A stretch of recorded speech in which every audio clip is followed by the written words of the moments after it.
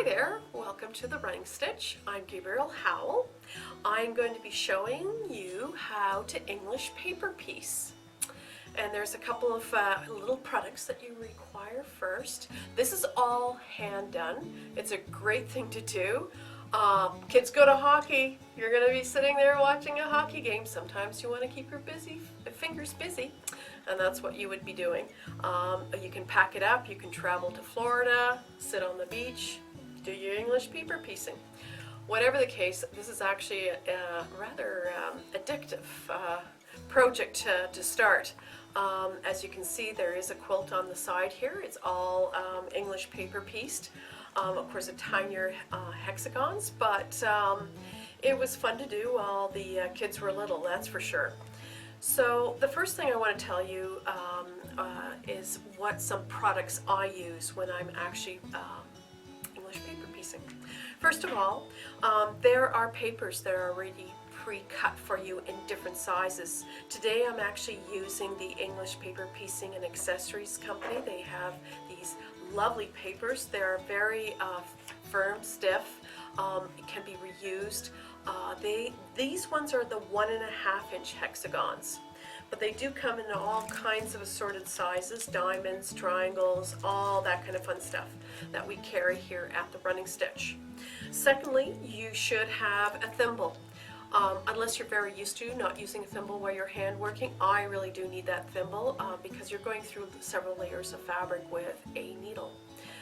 Thirdly, there's 2 needles that I like to use in the process. While I'm basting, I like to use the straw needles. These are the Gina Kimball needles. They're size 10. They're lovely straw needles. And I also use sharps, and they are a size 9. Also, I use Thread Heaven. It is a thread conditioner that is quite lovely to run through your thread through the Thread Heaven. Just gives it a nice good coating. It doesn't usually tangle up so quickly. I use these lovely Clover Wonder Clips. They are fabulous. Not only can we use them for binding and so forth, but these are also fabulous for this particular project as well. I use my Desk Needle Threader by Clover. Very handy little tool.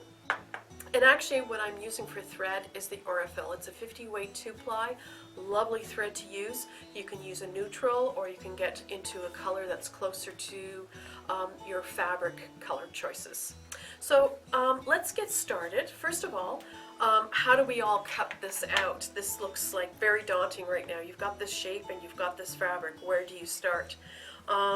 Very quickly, I will just kind of give it a random cut. You do not have to make it look absolutely pretty. Just so long you have a little bit more than a 1/4 inch. I'd say a generous 1/4 inch. So generally what I do is I take any old ruler. In this case it is my very favorite ruler. It's the Creative Grids Quick Trim ruler. I love this ruler. But anyway, hexagons. We're going to cut a strip so it's a little bit easier to use. There we go.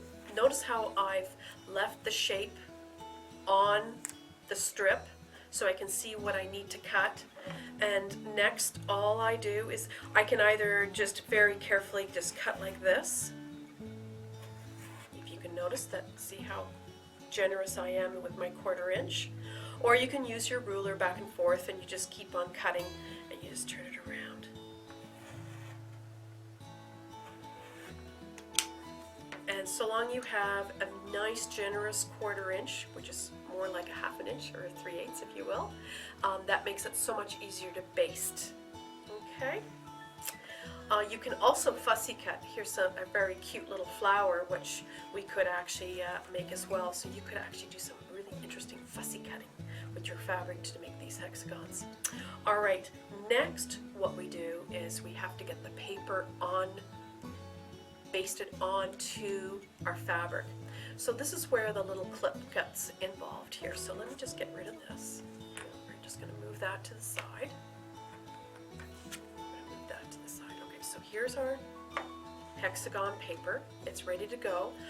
Some ladies like to actually put a little glue and place the paper on. You can do that. It doesn't matter to either way. I actually prefer to fold a lip of the paper over first and then use these wonderful Wonder Clips. It keeps everything in place. It's amazing. So now we need to thread it up.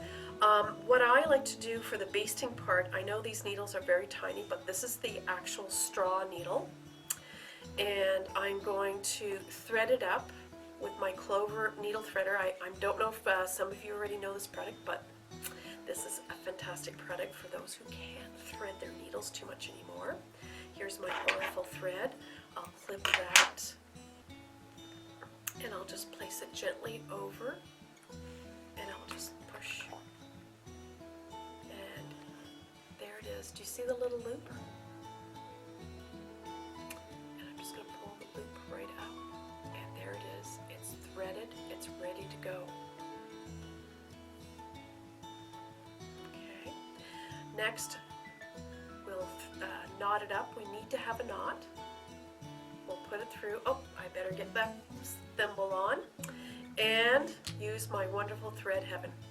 This is amazing stuff. It's not sticky. It doesn't do anything to your thread, or the only thing it does, it just gives it a little conditioning, so it doesn't tangle up so much. But it is rather staticky, but that's a good thing. That is a very good thing. So now what I'm going to do is I'm going to shift around a little bit and see if we can get this on camera.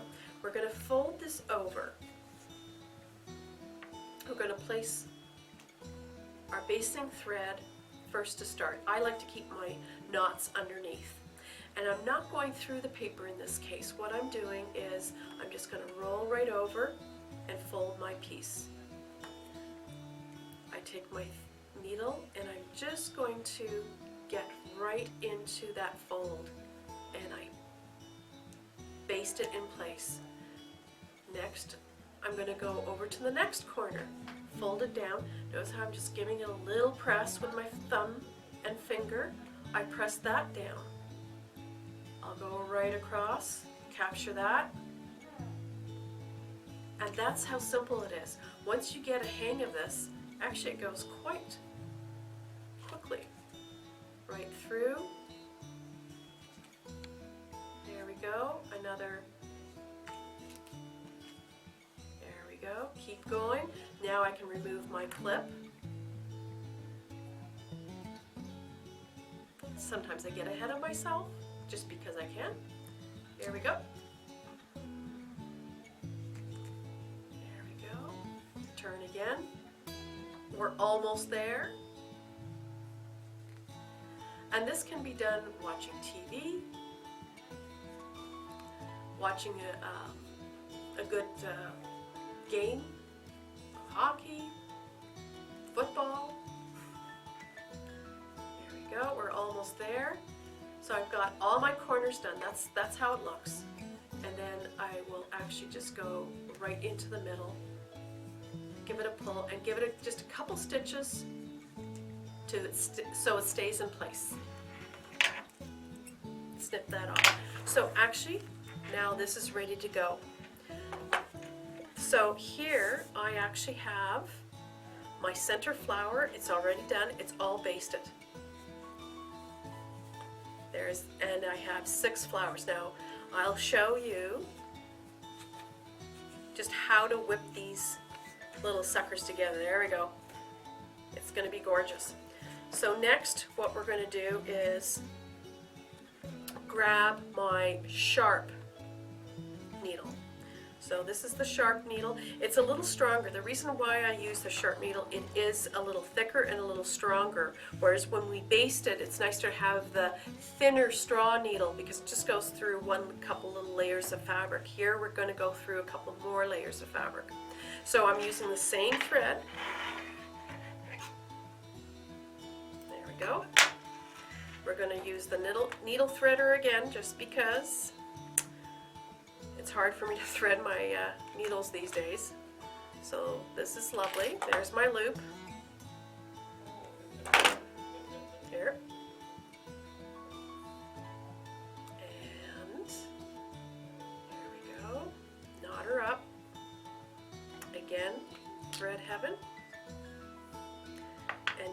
show you how to whip stitch this together. So I'm going to just turn these over.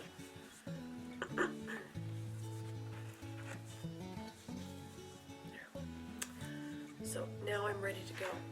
So I'm going to take my two first pieces, and notice how they just they fit quite nicely together. So I'm going to put right sides together. Now if I feel that it's necessary, I can always put my clip in here just so they stay together and they're not going to fall apart. Now I have my two hexagons ready to go. I'm going to start whip stitching.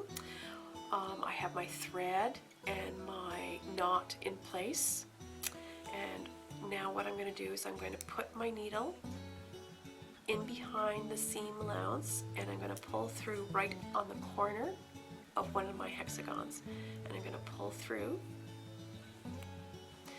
And now what I'm going to do is I'm going to take a couple of stitches in place, and all I'm doing is grabbing a very little amount of fabric, if you can see that. I'm going to pull through, and again.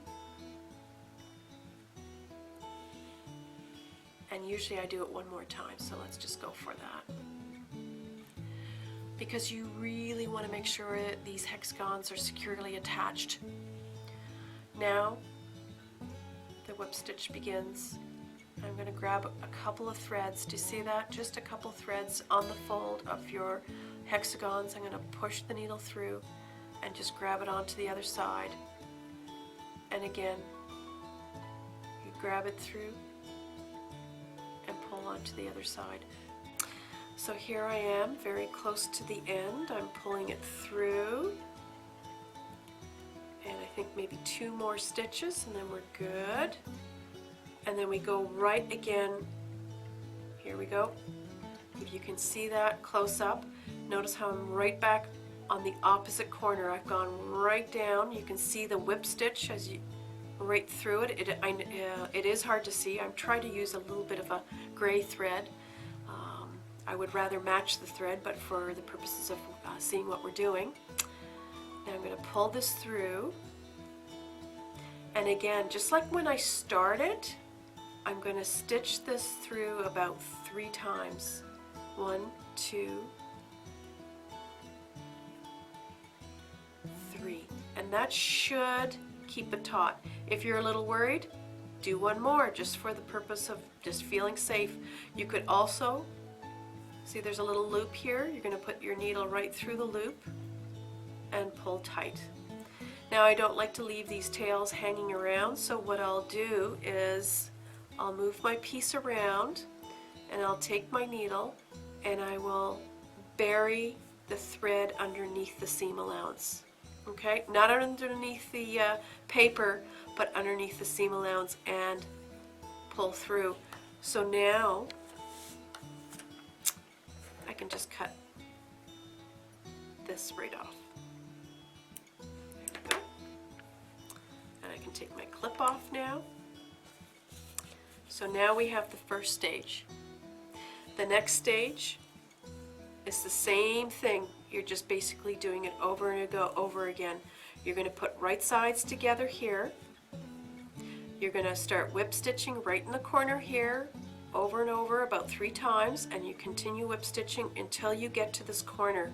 Once you get to this corner, you're going to whip stitch about 3 times, one on top of the other, to make sure it's secure, and then you actually flip it over. So it'll be flipped over like this. And then you whip stitch here, make sure it's absolutely secure on the other corner. And we go all the way down, and again secure here. Bury your thread, and away you go. So eventually you will have whatever shape, size, or direction you want to go. So here's one. It's all whip stitched together. It's a very easy technique. So here is a completed flower of the hexagon. You can do any shape you want.